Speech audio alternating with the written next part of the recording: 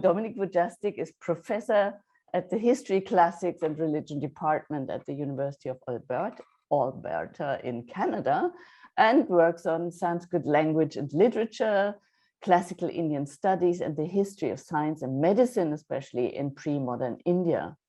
He is interested in terms of research in the social and intellectual history of pre-colonial India, in the early history of yoga, philosophy and practice, and traditions of debate in India.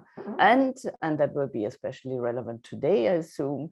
He's the principal investigator of the Sushruta project, the textual and cultural history of medicine in South Asia, based on newly discovered manuscript evidence. And we, Professor Dash and I, who are convening this lecture series, we are extremely excited to hear from the horse's mouth about what, and also, I must say, I'm really thankful that you, in spite of being on holidays in Malta right now, that you agreed to give this talk to, and share your thoughts with us. Well, so please, Dominik, if you would like. Thank you. And thank you, Professor Uskens, for your kind invitation for me to talk to your group, which is such an interesting series of talks and very, very relevant for all of the issues that most of us face today as scholars working on ancient India. So thank you for this opportunity. Well, this is a quotation from Lewis Carroll from 1871. I'm sure I'll take you with pleasure. This is the Red Queen speaking to Alice and saying, can she sort of be employed? I'm sure I'll take you with pleasure, the Queen said. 2 pence a week and jam every other day. Alice couldn't help laughing as she said, I don't want you to hire me, and I don't care for jam. It's very good jam, said the Queen. Well, I don't want any today at any rate. You couldn't have it if you did want it, the Queen said. The rule is jam tomorrow and jam yesterday, but never jam today. It must come sometimes to jam today, Alice objected. No, it can't, said the Queen. It's jam every other day. Today isn't any other day, you know.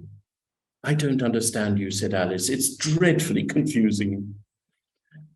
Why have I invoked this passage? If you dig into it and look into the Annotated Alice, famous book, Lewis Carroll is here playing with this particular sentence. The rule is jam tomorrow and jam today. Jam tomorrow, jam yesterday, but never jam today. It's something about Latin grammar, about the use of the word iam, which means already, but it means kind of now, but never now in the present. It's not nunc. Never mind the Latin, which I'm probably not competent to explain clearly anyway, but it's a grammatical joke. It's a grammatical joke about how students in the 19th century learned Latin. But the point about it that I wanted to highlight today is that is the idea that we want jam. We want something sweet and pleasant, but we can't have it today. We can have it yesterday. We can have all this literature and critical editions and things from the past. But we can have a plan that we're going to have it tomorrow, but we can never have it today. And I want to explore technologies and ideas that help us to have jam today, to have what we want immediately. So the problems that we face when we are Sanskrit or Indian scholars and studying the early literature of India, and especially looking at works that have not been published, that are still only in manuscripts, is that there are very large numbers of manuscripts. And India is unique in the world in having so many manuscripts. I think where did I get the figure of 7 million? Maybe the National Mission for Manuscripts. Maybe it was in conversation with Dr. Sudhakar Balakrishnan. There was some estimate of 7 million manuscripts extant in India and abroad, mostly in India, of course. But David Pingree, who was a friend of mine, and a scholar who spent a lot of time throughout a very engaged academic life looking at Indian manuscripts. He thought there were 30 million. He thought there were probably about 15 million manuscripts that were known about, mostly through catalogues. But he thought there was at least the same number available in undocumented private collections in India, Maharaja's collections, but also in private personal collections. And I myself, and I think many of us probably share the experience of visiting a Brahmin household and seeing an almirah, with 2,000 manuscripts in it. That wouldn't happen in London, but it happens very often in traditional houses in India. So I don't exactly know how David worked out the idea that there were maybe 15 million manuscripts in private collections, but he did have more experience with Indian manuscripts than most people, including traveling extensively in various parts of India. Just to emphasize that point, a classical scholar will be extremely excited if they have 3 manuscripts as witnesses to an ancient text. I think it was Richard Lariviere told me that there were 800 manuscripts of Manuscript. So it's completely 2 orders of magnitude difference there. The texts are often very long. Don't need to say more about that. That trained scholars capable of doing this kind of work of studying manuscripts and thinking about texts are not very numerous, partly in the West because, for all sorts of reasons. I won't go into it, but we know that Indology departments are dwindling away and professorships are not being replaced in many universities. So then in India, because Indology is also a sort of foreign subject in India. In India, the study of Sanskrit was very often conducted by Shastris, who studied the intellectual subjects, and by Vaidikas, who were religious functionaries. But Indology as a historical and text critical subject was invented in Europe and very much in Germany and Italy, and to some extent in Britain in the 18th century, really 18th, 19th century. And then it came to India, but it was not naturally growing in India. So again, it never took a very big hold in India. And we have limited audience. So the number of people who are going to be interested in this kind of work are limited, mainly because they don't know how important it is. And the numbers of readers for a Sanskrit text are always going to be somewhat limited. And because we don't have enough money, this kind of work is expensive and needs funding. And honestly, the funding bodies often surprise me and do give money for Indological projects, but they also refuse them quite often as well. And universities are less and less in a position to fund long-term detailed philological research from within their own resources.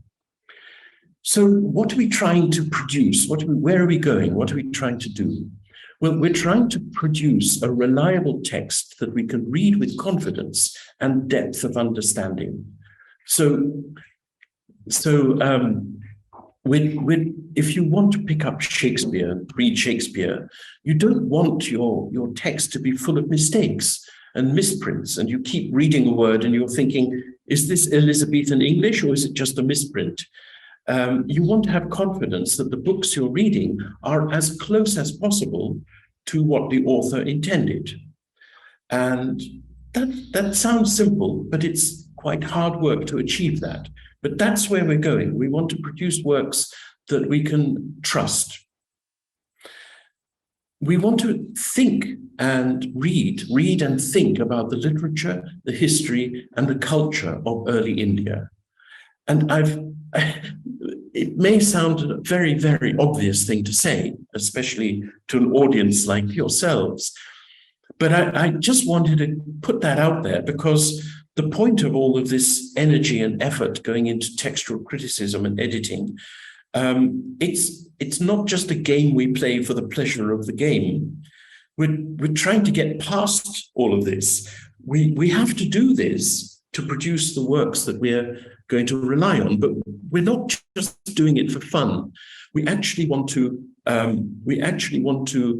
think. We want to get past all of these processes, be able to access texts that we trust, and think about the culture, the history, and the literature of ancient India. That's really what we want. We don't want to be bogged down with the process of editing for the rest of our lives. We want it to be done. We want it to be done well and professionally. And again, I would invoke this word trust, because I think trust is central to a lot of our processes. We want to be able to trust our texts, and that, but we want to get past the edition. So how do we find the manuscripts that we're going to be using? Now, this is a bit of a leap. I think actually, in a way, I've put this slide in the wrong place, but it doesn't matter. Let's talk about manuscripts for a minute. Thanks to the work of Albrecht, and then following him, Professor V. Raghavan, who was professor of Sanskrit in Madras in the first part of the 20th century, we have the new catalogue of catalogues, the new Catalogus Catalogorum. So when a library has a collection of manuscripts, they will very often make a list of what they have, like a catalogue.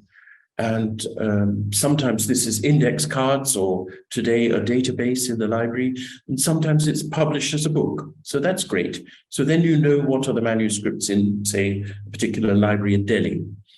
And then somebody else in Benares will do a catalogue of their library. And all of these libraries, and there are hundreds, if not thousands of libraries across India and the world, they all catalogue their own holdings.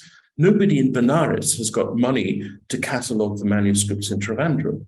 That never happens. So the people in Trivandrum catalogue their manuscripts, and the people in Chandigarh catalogue their manuscripts, and so on it goes.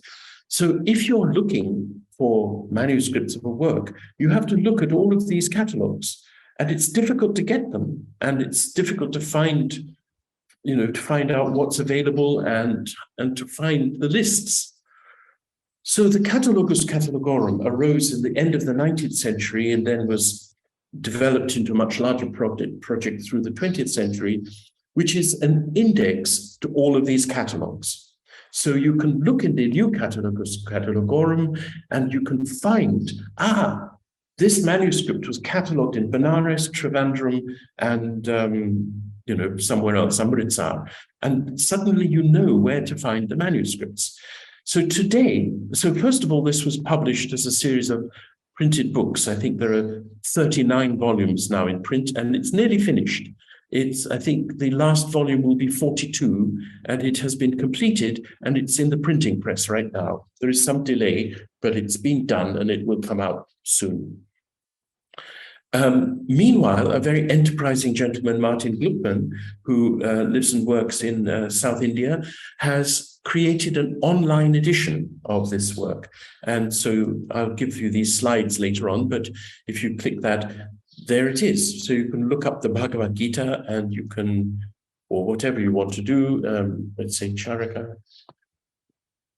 Let's just put in Charaka. It's always a bit tricky doing live demonstrations in a lecture. It almost never works. But let's see what comes up with Charaka. And there we go. So there's Charaka, and so on. So the name crops up in a lot of different contexts, and we would have to look through all of them to find them.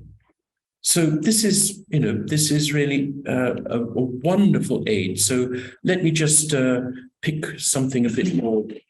I picked something that's actually not that. It doesn't demonstrate what I'm saying particularly usefully. Let me look up something much easier.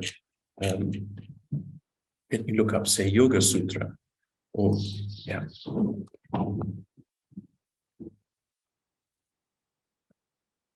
So I hope this is big enough to be seen by you. Let's make it a bit bigger. Maybe make my screen like that. So, well, it doesn't really matter. Here's the Sankhya Pravachana Sutra. So there's an additional manuscript in the Indian Museum, number 561. Shukra Mahakavi, I don't know, he wrote something apparently called the Yoga Sutra. It's not the famous work by Patanjali, it's something else. And that's in the Indian Museum manuscript number 939. Don't really know what that is. One would have to look at it to know. Let's find something that I was hoping that we'd get a lot of entries for manuscripts. Yoga Tattva Vaisharadi. So this is the work of a sub-commentary by Vachaspati Mishra, and there are some printed editions and printed books. Oh, now it's referring us to Yoga Sutra. So I'm still not being able, I wanted you to see a long list of manuscripts. We've seen here this manuscript of Bhikshu Narayana's work in Lonavla, two manuscripts under the number 464. This little demonstration has not been perfect, but you get the idea. You can look up now online and find manuscripts of the work you're interested in. It's not perfect. And of course, catalogues continue to be published. And as long as it was in print, it was very difficult for the editors in Madras to add new material. So that has been a problem, especially since the project started in the 1940s, the end of the 1940s, just after the war. So, but now that it's a digital project, of course, it is completely easy to add new information. But this digital product is really very new, and nobody has really taken that step. But at some point probably in the near future, people are going to start thinking about updating this now, enriching what is there. So this new Catalogus Catalogorum will reveal to you where manuscripts are, but there are also still quite a lot of things that are not in the new Catalogus Catalogorum, but it does a lot, and nobody who's thinking about manuscripts should not look at it. It's essential. One should look at it. There is a library of scanned catalogues which I maintain. So this is I've been over the years as a very informal side project. I've just been collecting together any catalogues that I find that have been scanned. Very occasionally I'll scan one myself, but mostly I'm taking what I find in other resources, and you can read how this evolved here. So if you click there, you get a sort of listing. It's very unsophisticated, but it is a list of Sanskrit catalogues. So this is another approach. If you remember, when we were looking at Catalogus Catalogorum, there was a manuscript that was listed as being in the Indian Museum, IM. So that's in Calcutta. So here we could go down to Calcutta, and I don't know if I've got one, but it's possible that one of these entries for Calcutta would be the Indian Museum. I think, in fact, it's not. But we could look here to see the Asiatic Society, and there's the catalogue of grammatical manuscripts by Rajendra Mitra from 1877. If you click on that link, you get the PDF. So this is this helps you to find the catalogues, because getting the catalogues is also quite hard. And I use it myself a lot, actually, this collection of scanned catalogues. The archive. So this is a project that was started in California by Carl, a fellow called Carl, who's a librarian who had a bit of financial backing. And you probably all know the archive. I don't need to tell you about it. The web address is archive.org. And it's coming along online. It's actually two projects, and one is an archive, and the other is called the Wayback Machine, which is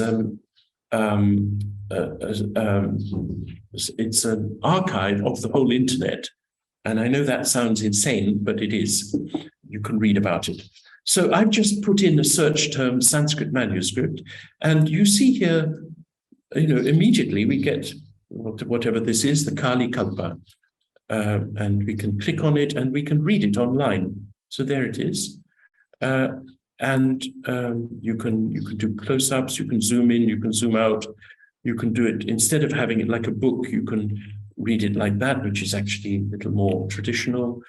And there are now thousands, I think you see here, 3,621 manuscripts have been scanned. Well, are returned by the search term Sanskrit manuscript. But you would probably also want to search for Sanskrit with a C.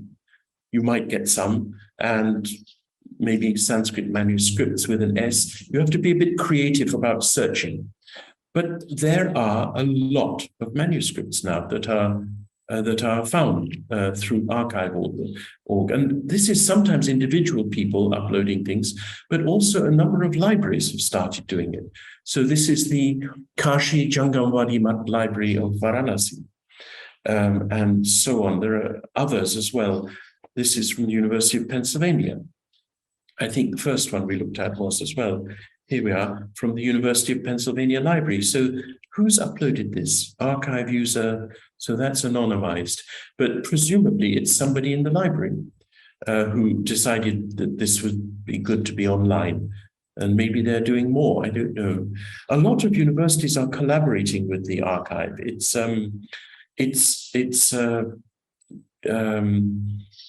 got good what to put it. It's not like it's not like the dark web or something. The archive.org is a dignified, professional, and widely respected resource. And sometimes you get the collection of a whole library very clearly identified. So this is a collection that was very important.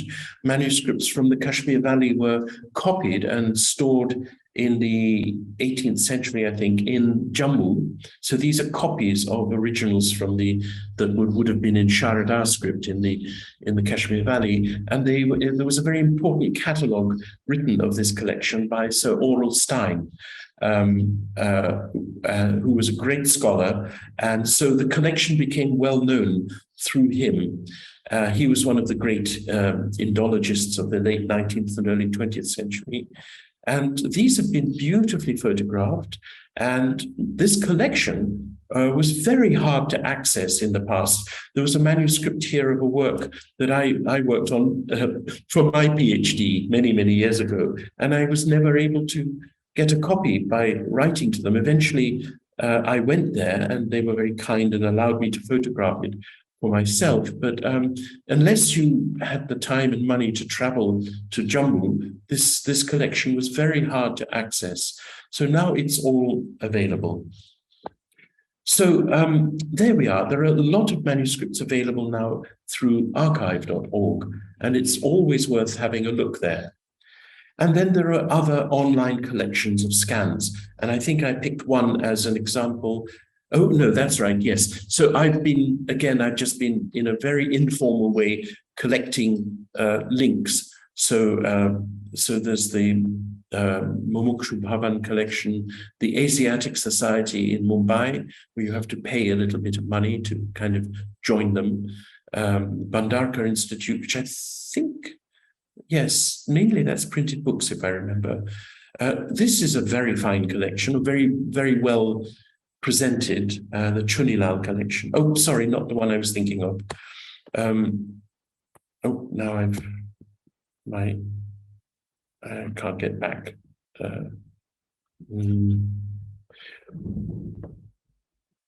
Well, never mind. What was the one I was thinking about? Never mind. The point is that there are now an increasing number of manuscripts that are online at the library themselves, not in some big shared pool. And then the Pandit project is emerging as an important way of finding materials. So the Pandit project is a project led by Yigal Bronner in Israel, and it's a database of authors, works, and manuscripts, and some other things. So places, well, actually you have works, people, places, sources, and so on.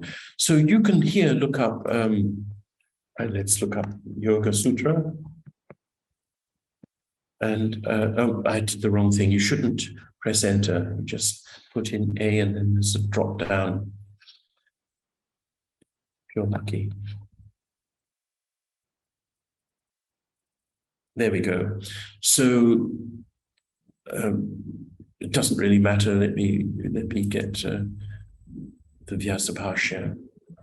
So there we are. So here is the Bhashya ascribed to Vyasa, the Yoga Sutra Bhashya, and there are some commentaries on the work. This is a commentary on the Yoga Sutra. There's a little bit of scholarship recorded here. I am rather against this. I'm discussing with Yigal because I think this database is not the right place to make extensive lists of secondary literature. That's not the task of this tool. But anyway, they've done it. But let's go to the Yoga Sutra, which is where we wanted to go.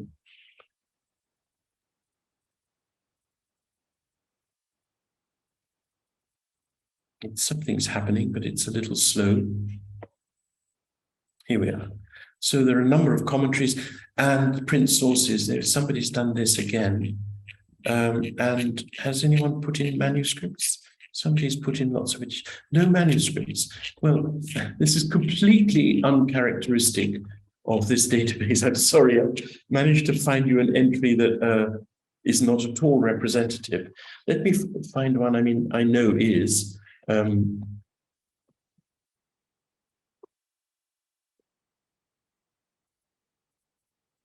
Because that's the point of what I'm trying to say, is that if you look up a work, you can find the manuscripts and you can find the, so here are the manuscripts. So as the heading says, related manuscripts. So here are all of the manuscripts at different libraries, and anything that is available as a scan has a black dot.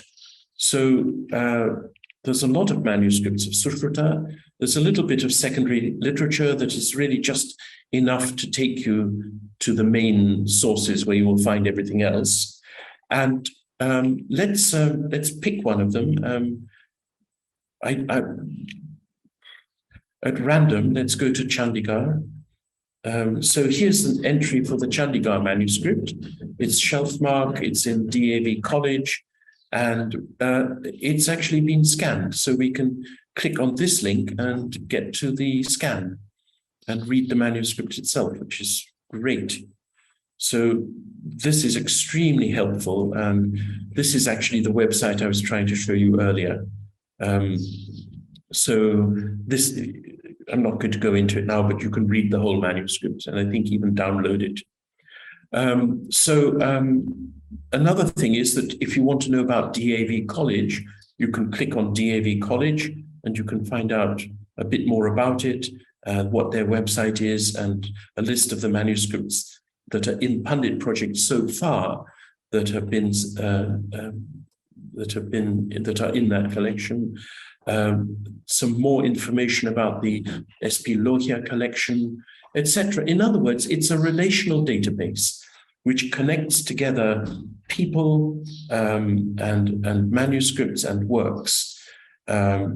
And you can go to the author, Sushruta, and find out something about Sushruta and what they wrote and people influenced. So who is Vijñaneshwara?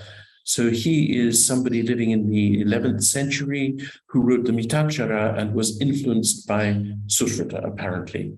So we would have to look at his work to find out why, but somebody who made this entry, here we are, my PhD student, actually, Dipro Chakrabarti, made this entry. And he would have a reason for that. So Pandit project, it's still it's a work in progress and it's a collaborative project.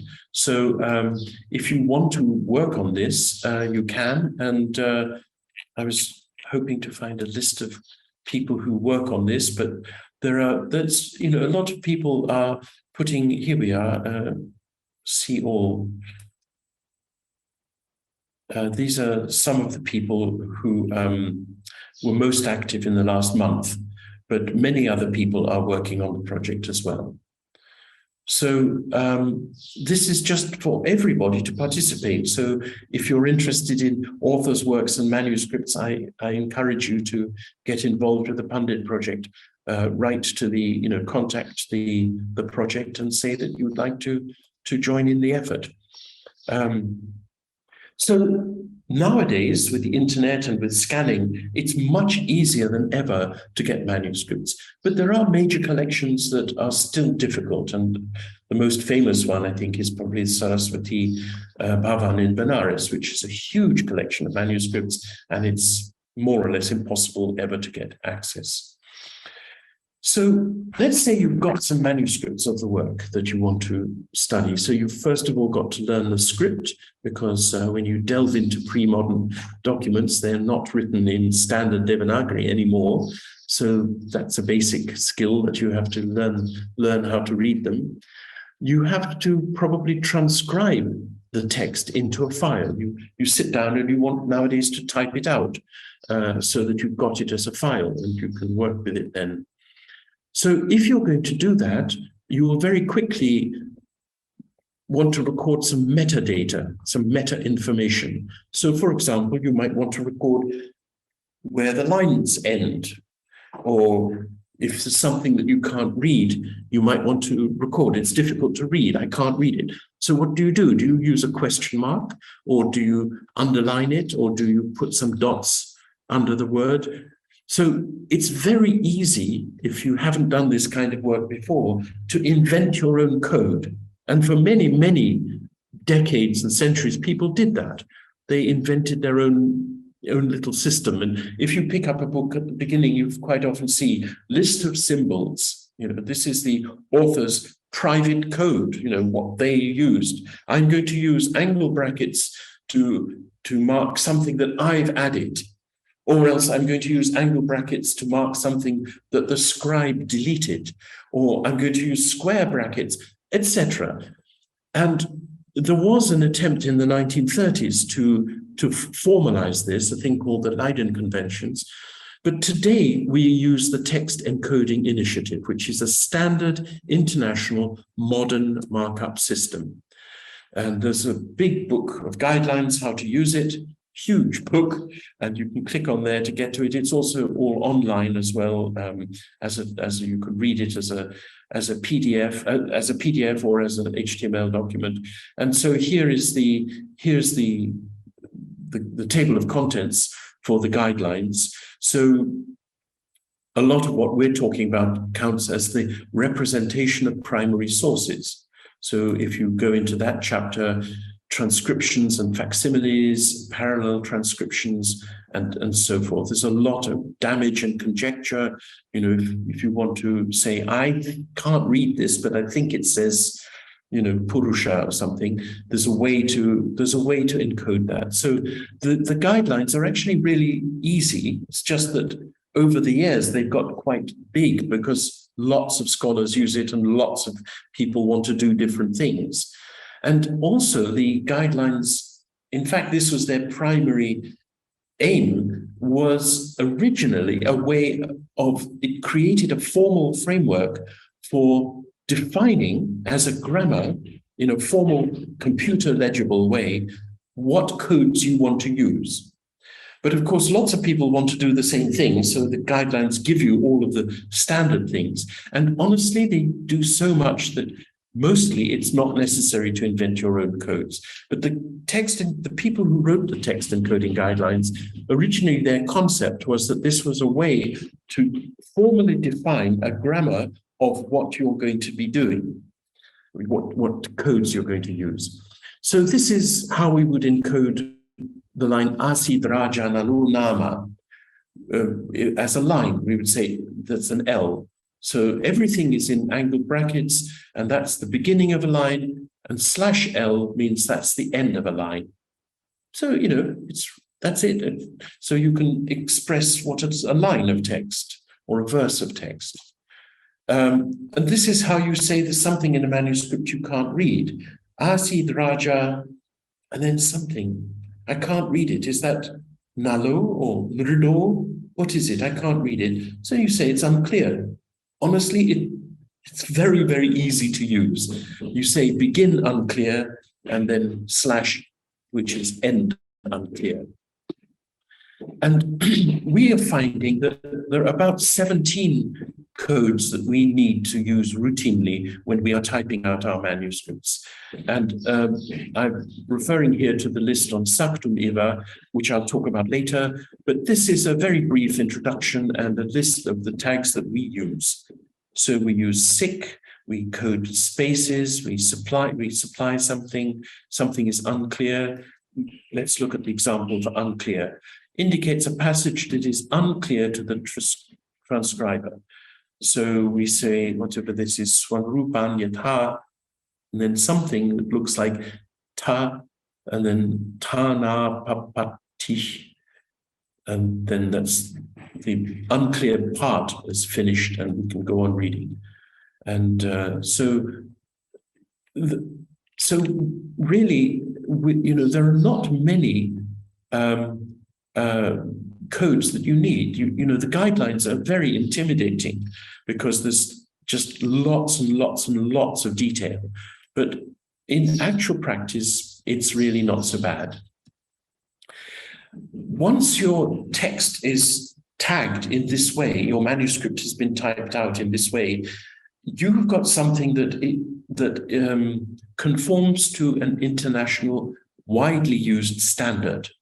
So first of all, you're using codes like unclear that lots of people around the world all use the same code. So that's great. It means that if you send somebody your file, they can look at it, and if they a little bit awareness of the text encoding initiative, then they understand what you're doing. You don't need to send special catalog of your private encoding system. But even more than that, because it is standardized, there is a lot of software that can process it. So you can write out your manuscript using this coding system, and then it can be converted to something else. So there are lots of conversion programs around. One of the best is a thing called Pandoc, which I use quite a lot. But the text encoding initiative themselves provide this thing called Oxgarage, where you can pick your document. You can say, I've used text encoding initiative. Volume 5 is P5 is the latest release, and I want, that's my document, and I want it to be a PDF, or I want it to be LaTeX or Open Office or something.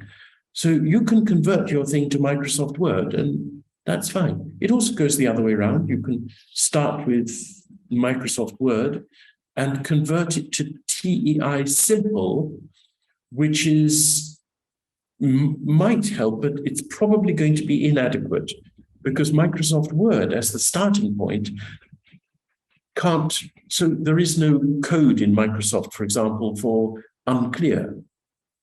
I mean, you could, again, you're back to making up your own codes. You could say, I'm going to mark it as italic. Whatever is italic is going to be unclear. That's my code. And then you could convert it. What it will come out as is italic.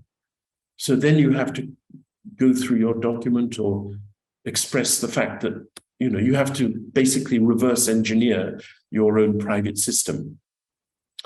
Another thing is there are a number of online websites now for converting scripts. So I use Aksharamukha a lot. I like it very much. So you can type Acharya here, and that's in Roman, and you want it to be in Devanagari or something else. Oops, Acharya. And there it is. And one of the beauties is that you can put a whole encoded TEI text in here. You can cut and paste it in here, and it converts, but it doesn't convert the codes. So it doesn't try and change angle brackets into something in Devanagari. It understands, it's sophisticated enough to understand that you want the text converted, but not the tags, not the encoding codes. So that's why I use Aksharamukha. But in other words, what I'm really saying here is that and this is just the tip of the iceberg. There are hundreds and hundreds of tools out there for doing all sorts of interesting things with your text once it's in this kind of encoding. So let's say you've transcribed your manuscripts. So then what do you do? Well, you have to proofread them. And this is tedious and time-consuming and probably better done by somebody other than the transcriber, because there's a tendency for, you need a different set of eyes. Then you want to compare all the manuscripts with each other and see how they're different, because every manuscript is slightly different. And there is now at last a little bit of software around that can help us with that. And then you want to have all of the differences between your manuscripts listed in a way that you can look at them and think about them. And then you want to create your version of the text. You are the editor, and you want to create the version of the text that is thoughtful and respects the sources and the tradition, and also is as true as possible to what perhaps the author composed. I've said that expression a couple of times in this talk, what the author wrote or composed, and that's a huge problem, a huge question. I just want to say I'm not unaware of the issues surrounding, what is the original text. People have been discussing this problem for years and years and years, and very often there is no original text. I mean, sometimes a text begins as multiple versions. Okay, so that's a big thing. That's a big topic that people who are deeply into editing like to discuss. But just to begin with, I'm talking about, the oldest version, the author's version, the original version, in a very unsophisticated manner.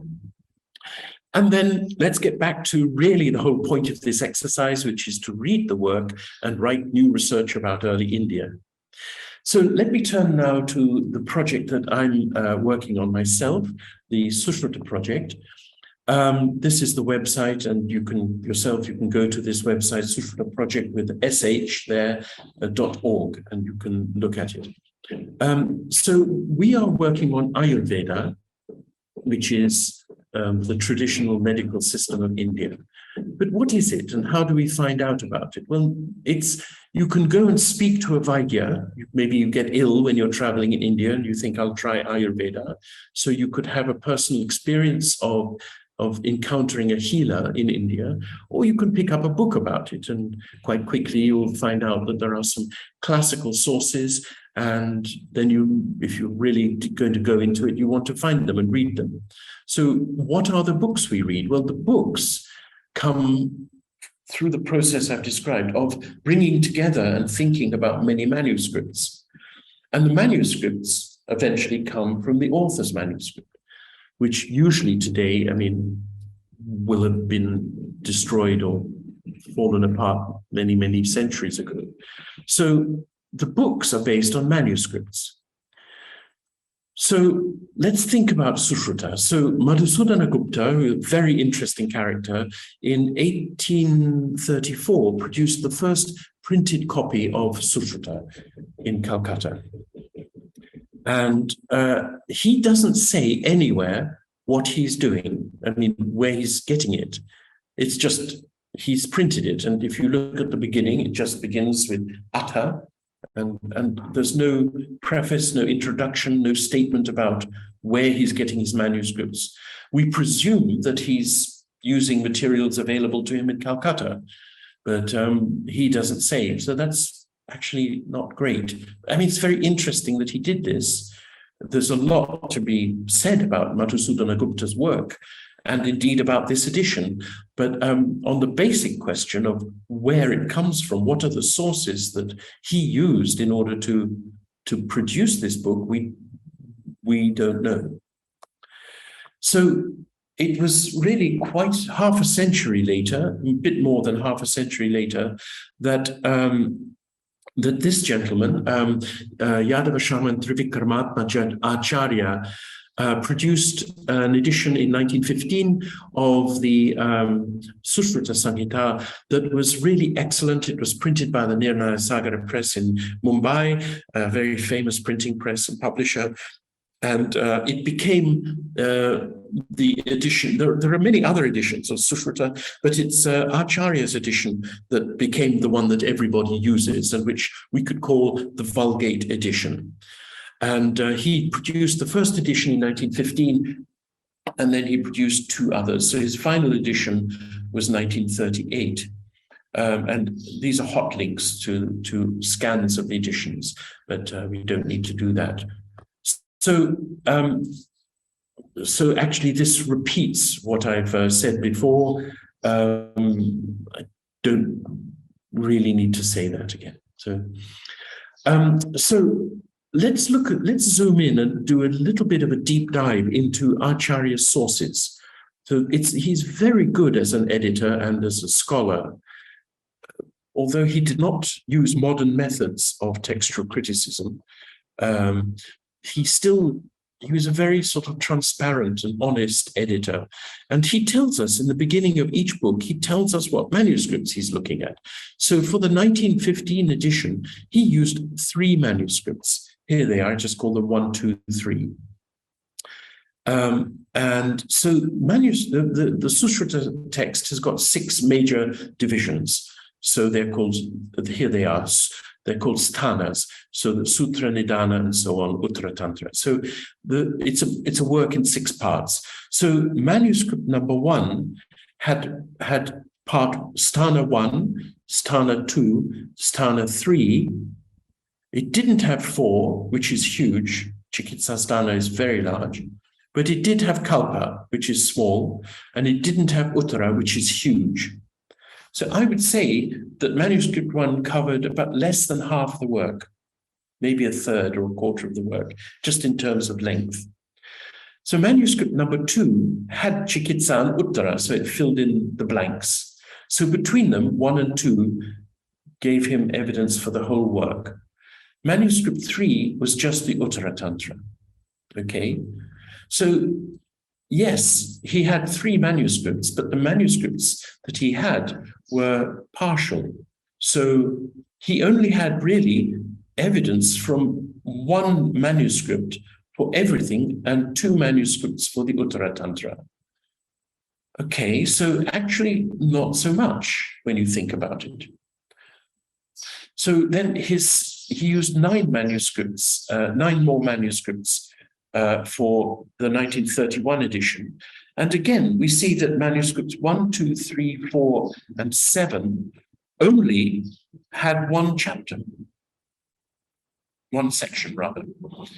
Manuscript number 5 had the whole text. He doesn't say what was covered by manuscript number 6, and he doesn't give us enough information to identify what it was. So that's really regrettable. We don't know what manuscript 6 was. And 8 and 9 aren't manuscripts at all. They're other people's printed versions, especially one from Calcutta. So he used other people's books to make his own book. And of this, number 8 had the whole of the text, but number 9 only had the first section. And similarly, when we get to 1938, he's added another 3 manuscripts. And number 1 is pretty good, although it's missing the Uttara. Number 3 is not so bad. But number 2 is just 1 sthana, the Nidana sthana, which is quite a short section. Okay, so he's used, by the 3rd edition, he's used 15 manuscripts, but there's really only number 5 here of 1931 that is the whole text. So it seems like we've got a substantial book, the Sushruta Samhita, where was it, great big book with hundreds of pages and, the commentary and so on and so on.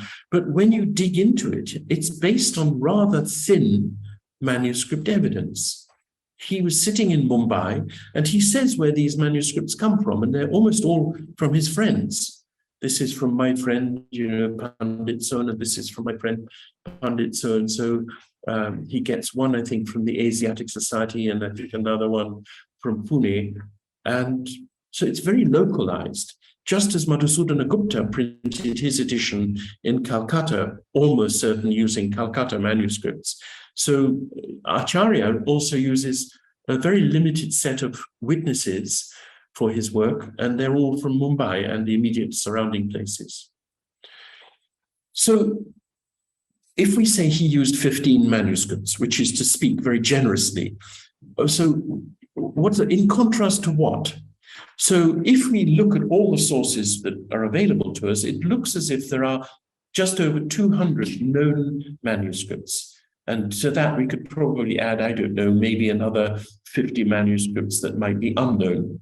Who knows, somewhere in rural Odisha, maybe there's some manuscripts, we just don't know. But of what we can find out information, there is something like 224 manuscripts. So then he's using less than 10%. He's using 5% of the existing evidence. So, if we want to really make progress and to have a text that's more reliable, we've got to look at these manuscripts and think about using more evidence for the work that we've got. And I want to say that there is a problem. And this is something that I wrote many years ago, but it's still true. One of the most striking features to the reader of this section of Sushruta's compendium, and I would say of all of it, is the poor state of the text. By the time of the commentator Gayadasa and Dharana, many variant readings were in circulation for the text. And these commentators note that the manuscripts available to them had alternative readings for almost every verse. Other parts of Sushruta's compendium are also peppered with uncertain readings, but perhaps not so much as the present chapter, which is part of the Kalpasthana. The variability of Sushruta's text was so obvious even a millennium ago that it spurred the creation of a work of medieval textual criticism, that is Chandrata's Sushruta Patha Shuddhi. So this is a wonderful work which has not been studied. So it's a wonderful PhD waiting for somebody to do it, which is a work on 1,000-year-old work on textual criticism. Now, we don't know really, it's not modern textual criticism, but it's a commentary on a text from the point of view of variant readings.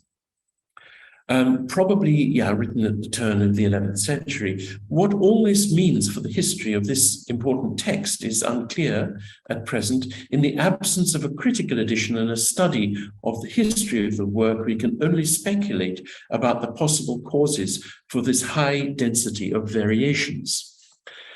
So I've skipped over some material about trees of stemata, of how the manuscripts all relate to each other, because I'm talking too much and I can't go on forever. But we do know, in 2007, Dimitrov and Tamok published in the newsletter of the Nepal German Research Project, Manuscript Preservation Project, they published information about a copy of the Sushruta Samhita that was extremely old, an old palm leaf. And they were interested because it gives evidence in its colophon for King Manadeva IV. But it's dated, which is fantastic, which comes out, in fact, not to 877, but to 878. And here it is at the top. It's beautifully written. It's 1,000 years old, more than 1,000 years old. And it's the Sushruta Samhita. And there is another manuscript, which is much later, 1543, which is also in Kathmandu in the National Archives, which is very closely related. It's not a direct copy of this old one of 699, but 5333 is we have now concrete evidence that it must be a copy of a copy. There must be one or two in between, but this one is derived ultimately from this one. And there's a third manuscript, which actually I printed at the bottom, but in terms of age, from the paleography, it probably belongs somewhere in the middle here between the two in terms of time, that is also related to these other two, and related to 699. So 1079 is only the beginning of the work, the Sutrasthana, and a little bit of some other parts of the work. Unfortunately, we only have this. This is good. It's a very important and good manuscript, but it does not give us evidence for the whole work. This manuscript, 699, the really old one, gives us evidence for about 2/3 of the text, if I remember rightly. So it's also incomplete, very unfortunately. However, 5333 is complete and gives us, it's not the oldest manuscript, but from the parts that are in common, we know that it's the same version of the text. So this gives us the whole of the Sushrita Samhita in a version which we can, with great confidence, say is pretty much what would have been circulating at the end of the 9th century in Kathmandu. So I said that we should look at these 200 manuscripts, but with the discovery of this 1,000-year-old manuscript and with the initial study of it, it became clear that it represents something very old and very different from what gets printed, from what's in the Vulgate edition, and that the beginning of moving towards a good modern edition of Sushrita should start with this manuscript, with this ancient 1,000-year-old manuscript from Kathmandu, because it tells us physically what people were reading at the end of the 9th century in Kathmandu. So we can't ignore it. And when you begin to look at it, it's extremely interesting because it is different in quite a lot of ways from what we have in all of our books. And in most cases, it's better. Of course, it's difficult to judge good and bad, but when you think about the readings in detail, they are very convincing and plausible. But that's a whole other subject, which perhaps I can't talk about today. So we've transcribed it. We're in the middle of transcribing it. Well, not in the middle, near the end. I mean, let me brag a little bit. Let me show you where we've got to. Adhyaya transcriptions. Here we go.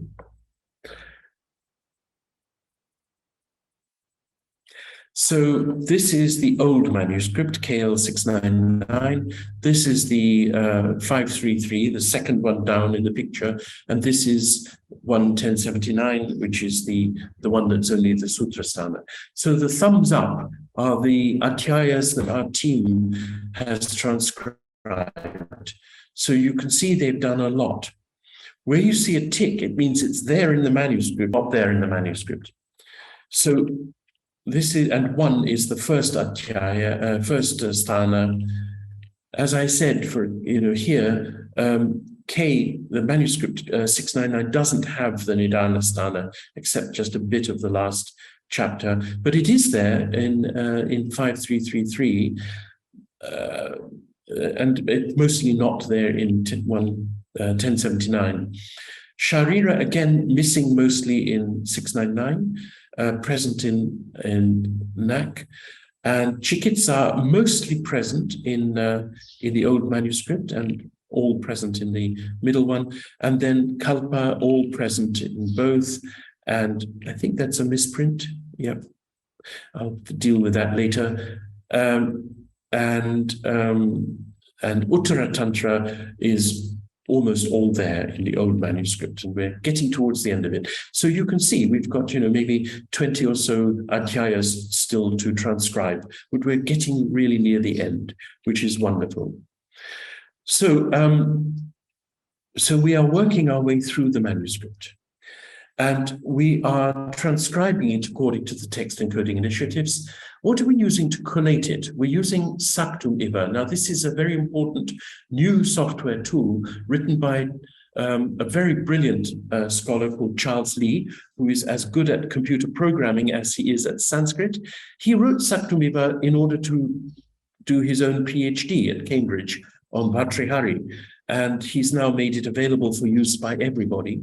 Now, there are already a number of programs out there where you can upload your files of your manuscripts, and then it will collate them for you. There are programs that were written by Peter Robinson, for example, who's one of the pioneers of this kind of work, or perhaps the pioneer. And there was a team at one of the American universities who wrote a program called Juxta or Juxta Commons.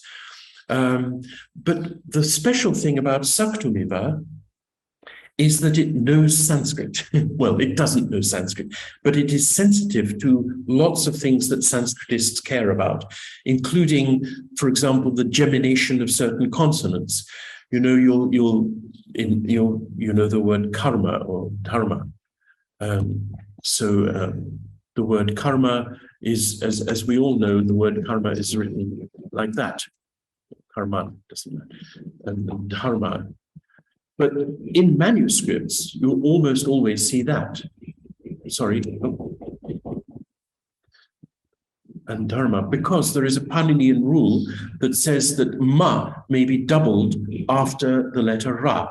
So this is just a sandhi rule, karma and dharma. Okay, but we don't really care about that. You know, this is not interesting usually. I mean, maybe for a scholar of Sandhi, it could be relevant. So we always transcribe it. When we're transcribing the manuscripts, we would type double M. But when we're collating the manuscripts, we don't want to see that. So once you get, so Saktumiva knows that rule. And you can tell Saktumiva, please treat karma and karma or dharma, please just treat them as the same word. And it has 20 or 30 rules like that, where you can switch on or switch off whether or not it takes that information into account when collating the manuscripts. That's extremely useful. So this is Saktumiva. It's saktumiva.org. It's available on the internet. It's freely usable. If you want to use it, you can write to Charles and ask for an account, and he will give you an account. And then you can upload your manuscripts to that website, and you can start using it for real work. He gives an example of the Dravya Samuddesha. So where's his provisional edition? Here, with full apparatus. This may take a second because it's actually collating it now. Okay, but between the time I press the button and the time it displays on your screen, it has created this apparatus. It's created in real time every time you use it. So this is very different from what we're used to as editors. This is kind of live. So, you know, Dravyamiti Asya. So if you select that, you get the positive apparatus. These are all the sources, the editions and manuscripts that have the word Dravyam. And over here we have a variant reading in M that has something different. And if you hover over the variant, you get it highlighted in the text. It's actually really convenient to use. And if you really want to see, if you just want to see what all the manuscripts say, you can press this little thing like 3 lines, and it pops up with all of the readings in the different sources and the highlighted differences. This, honestly, I use this a lot because, yes, you know, it's fine to have the collation, it's fine to have the stemma and everything, but sometimes you just want to, this can be very helpful. It's a completely positive apparatus. You know, there used to be a debate about positive apparatus versus negative.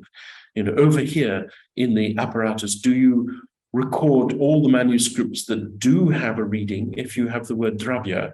Do you put here a list of all the manuscripts that have the word Dravya and all the manuscripts that don't? Or do you say, I've printed Dravya there, all the manuscripts I don't mention have got Dravya, And here I'll just mention the ones that don't, that have some difference. Well, that's called a negative apparatus. So nowadays, in the world of modern tools, you don't have to make that choice anymore. You can have a negative apparatus here and a positive apparatus here. And more than that, you can actually go and look at the readings of every single witness. Here too, you can click on one of the sigla and just open that in a new tab and go and look at that siglum. And so this is the Bahaudaji Memorial Manuscript 56. And if you find the place, here it is, there's the reading. Sha, which is unclear and has been deleted by the scribe. So now we're looking not at an edition, but at the transcription of a manuscript. So you get some other stuff here, like these little yellow things, which are line breaks, and something underlined that is surplus, or something here that has been deleted by the scribe. So you get the annotation that was done by the transcriber. So this is an extraordinary system. It allows you to move backwards and forwards between your edition and the sources, and to compare them visually, to have the apparatus collated for you. And over here, for example, I mentioned the gemination. So filter gemination, geminated T. Where was that? Yes, filter geminated ma after, well, here, this one, consonants after ra, or geminated ma after ha, and so on. So you could just switch that off, press generate apparatus, and it'll do you a new apparatus in which the difference between karma and karma is taken seriously, as if it's a variant reading. So then you would see variants here for those geminated consonants. So you can see there's a lot here, and if you think of something you need and write to Charles about it, he'll add it. He's probably the same day. He's extremely responsive. This is still a program that is alive in the sense that it's a developing program. I should also say that Charles has made all the source code for this program publicly available. So if Charles, for any reason, it became impossible for him to work on it, you can take the source code and run it on your own computer, or hire a computer programmer to maintain it for you, or to adapt it, or make it different, or to put in some other grammatical rule that you think of later on. You can do it all yourself. At the moment, we are all talking to Charles because he's great, but it is all completely public, and it isn't just dependent on him alone. Punctuation, again, you can say, please collate the dandas, or please do not collate the dandas, or avagrahas, or whatever you want. So that's also controllable, and this is a little more complex to explain, but let's say there's something that's been deleted.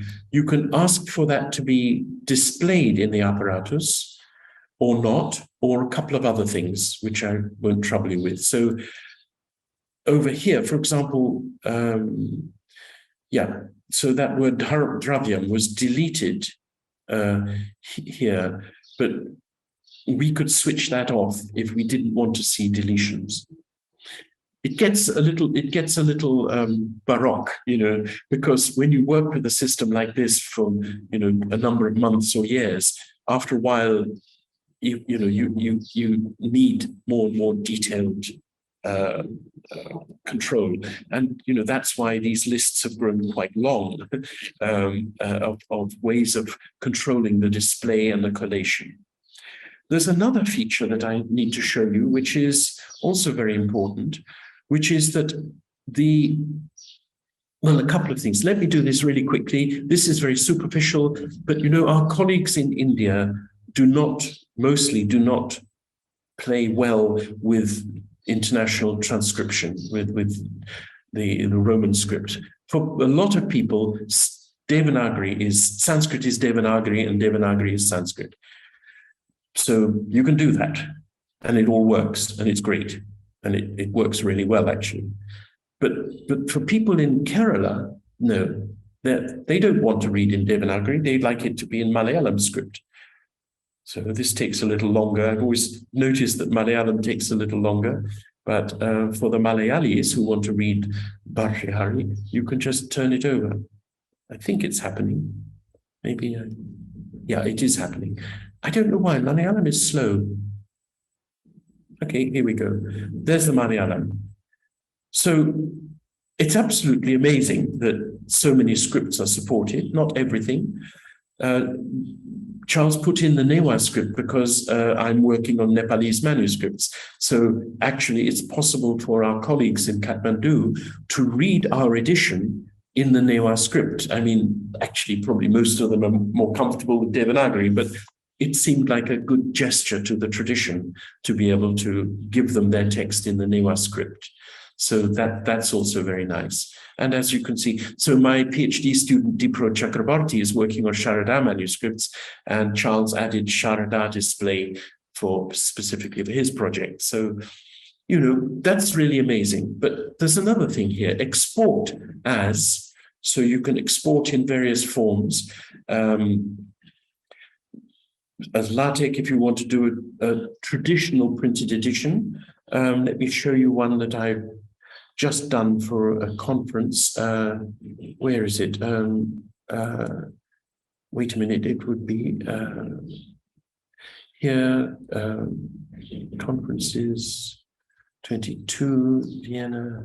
So here, I just did this. So I output this as LaTeX, and I fiddled with it a little bit, but you know, you can get a completely traditional looking output from Saktumiva as well, with you know multiple layers of notes and collated apparatus in the normal way. So it doesn't come out immediately like this. I smartened it up a little and I made some choices for what I wanted.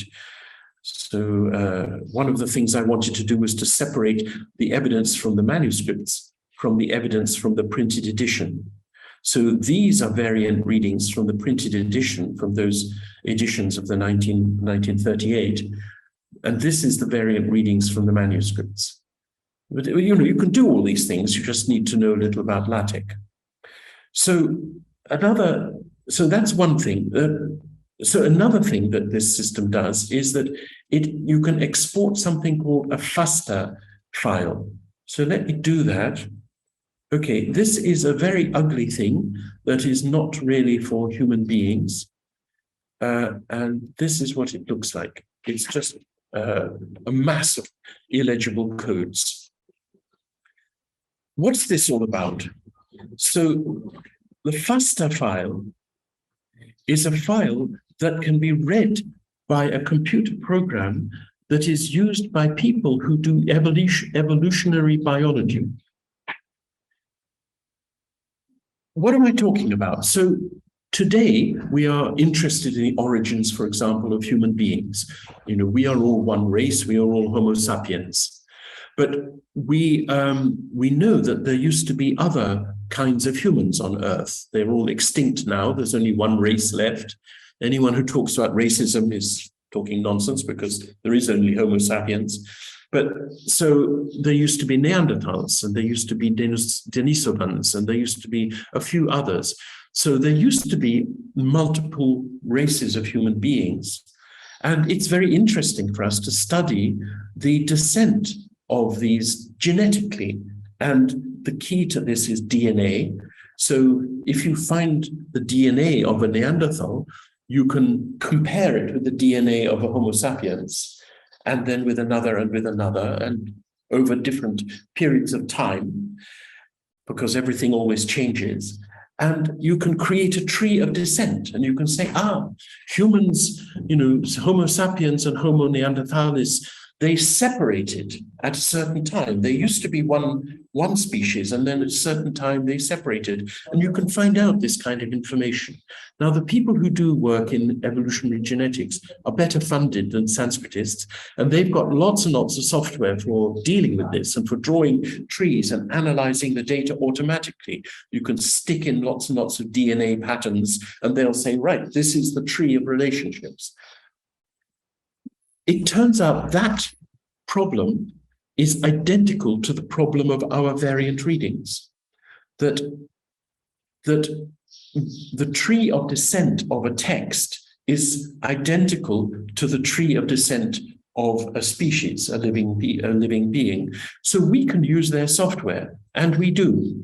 So this has been pioneered in the European humanities for some time, but some people have started doing this for Indological texts, especially Philip Maas, who wrote a very important article some years ago, 10 years ago, on this. So the output of Saktumiva as a FASTA file is the input for these genetics programs.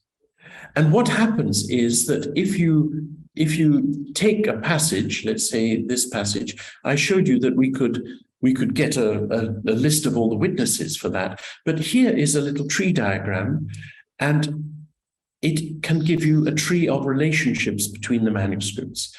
And this is generated for you automatically using this genetic software based on the FASTA file that you export here, this FASTA file. Now, it's not completely automatic. In other words, what you get as your first product is, is this.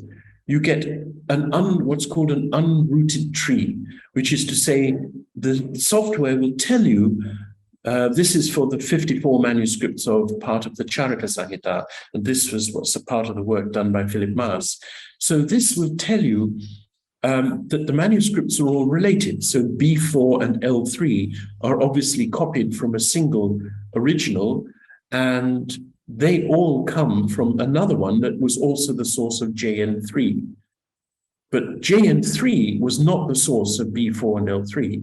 They all come from something here, and this all comes from something here. So you can see that these manuscripts are all related to each other in a certain way, but we don't know. We haven't got the history, we haven't got the original, we don't know, perhaps everything came from J2 and it all came down from there, or maybe JN1 was the original. So you have to use philological and historical reasoning, plus a certain kind of analysis called parsimony analysis. And if you want to know about parsimony, read Maas 2010, which is a way of giving you the most optimal tree, and the tree that is most strongly likely, that has the highest likelihood of being correct, of being the tree that has the highest likelihood of being the minimal, the most plausible relationship between the witnesses in the least number of witnesses. It's tricky and it's mathematical, and go to Maas for that. But what it means is that the software, a certain type of an analytical genetic software can tell you that you don't have to look at all of these 54 manuscripts. You can look at just 10 of them. What in the project, the Charaka project, we used to call these the golden 10. If you look at these manuscripts, then these 10 manuscripts tell you with 99.9% accuracy what they represent, with that accuracy, the entire evidence of the whole tradition. And also they can be placed in this relationship. So the ones at the bottom, these are actual manuscripts, and the large letters here are posited intermediate versions of the text. So these three all come from an ancestor called Z. Z and S come from an ancestor called E, which stands for the Eastern traditions, basically the Bengali Eastern tradition. And this is the Kashmiri tradition.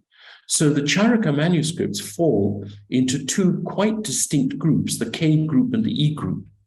And we presume that the K and the E originally come from one version, which we call A, which none of these exist in a pure form anymore. But so this Saktumiva system allows you to export the data of all of your manuscripts in a way that can be analyzed by this genetic software and can give you a tree of descent. This is the tree of descent of another work I'm working on, the Rasendra Mangala work on Rasa Shastra. There are some other details about this tree. If you hover with your mouse over a particular joint, it can tell you what is the most likely reading at that point. So that at that crux, the ancestor of H, T, and C said dravyam iti asya paryayas.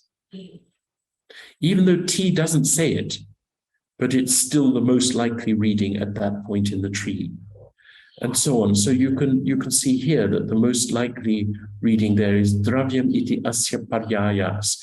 I mean, in a way, you don't need a computer to tell you, because you can see that's what almost all the witnesses say. But it's important that manuscripts should be weighed and not counted. In other words, if you have a manuscript that's high up on the tree and it has a reading, that manuscript, because when I say high up on the tree, I mean closer to the original of the author, that obviously counts more than many, many manuscripts for hundreds of years later on.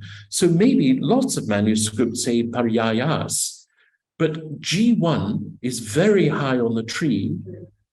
And if it were alone, we might say, well, maybe payamya, whatever that is, we should give that very serious consideration, because by an analysis of all of the readings of all of the manuscripts, G1 emerges as an exceptionally important witness that is very, very close to the origin of the work.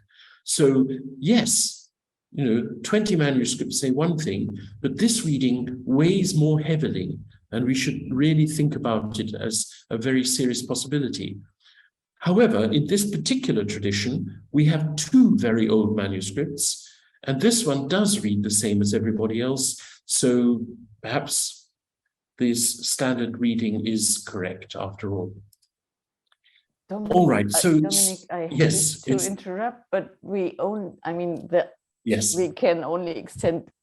Yes. Until 11. So absolutely. So where are we now? It's yes. So I will stop here, and I will simply just rapidly summarize that I've actually told you, I've been able to express all of the main things that we're doing in the Sushruta project.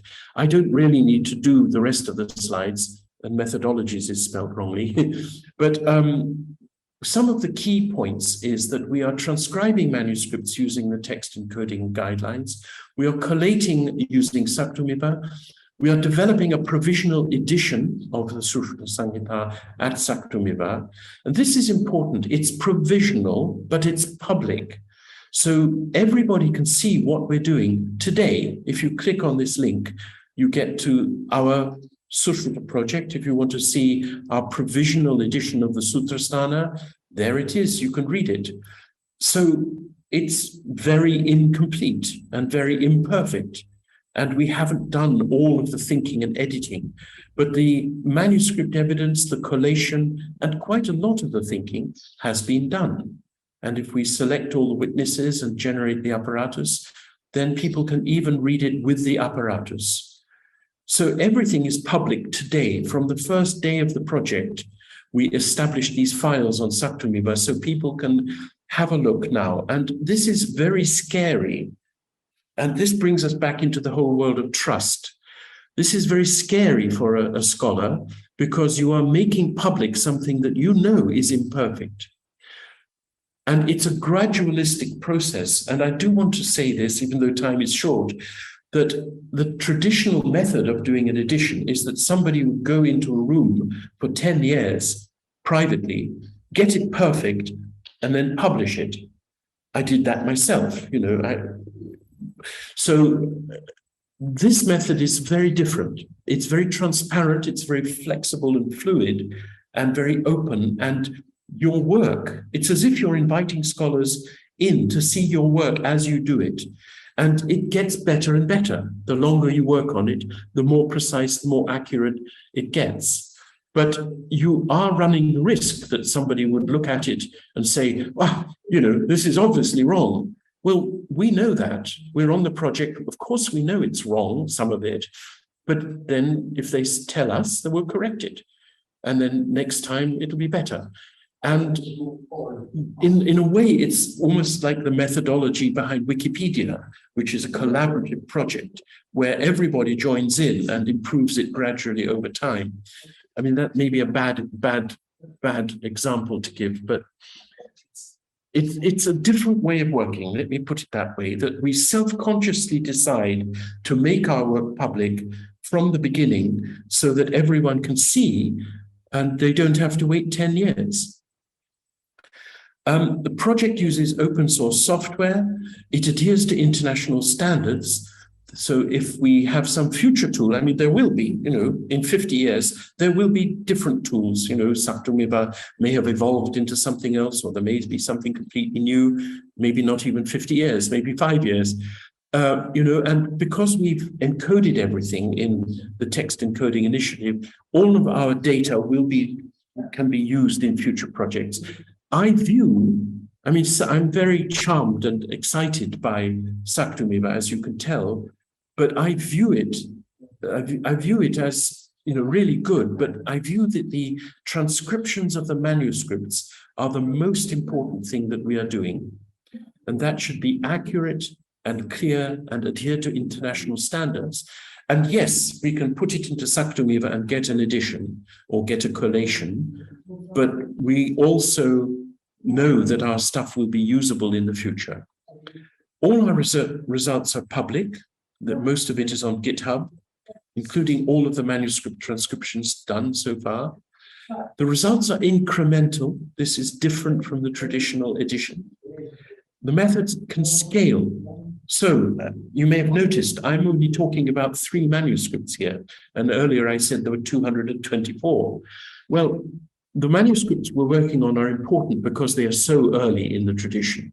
But one day, somebody, I or my grandchildren, somebody should look at these other 224 manuscripts. This thing should grow. And this project makes that possible. The way this is designed makes it possible. If somebody can take a photograph of another manuscript and transcribe it, we can just add it to Saktumiva. It becomes another witness. There is no formality needed. It doesn't need anything else. It just works right from the beginning. As long as it is transcribed according to the guidelines of the text encoding initiative, it can, on day one, it can be part of the critical apparatus of the evolving incremental edition. And I did list some of the discoveries, but I think because time is limited, I can't do that. If you go to our project website, there is a menu item called Publications, Project Publications, and you can look there to see what we've done and what's come out so far, some of our discoveries. So I will leave you to do that. And in the future, we wish to complete the present project by 24, raise some more money for a successor, get digital images of other manuscripts. All of this will take money. Transcribe some chapters from elsewhere. We don't have to transcribe all of these manuscripts. We could just take one adhyaya. That would be enough to tell us where it belongs in the tradition. And we might decide, okay, we don't need any more of that one. Merge the data and think about what it says. Again, I want to return to the cultural, historical, and literary aspects of this kind of work. That in the end, what we want to know about is how people in the past in India, 1,000 years ago, got sick, how they thought about what was happening to them as patients, and how the doctors thought about healing them, and how people understood the world that they lived in. Thank you very much.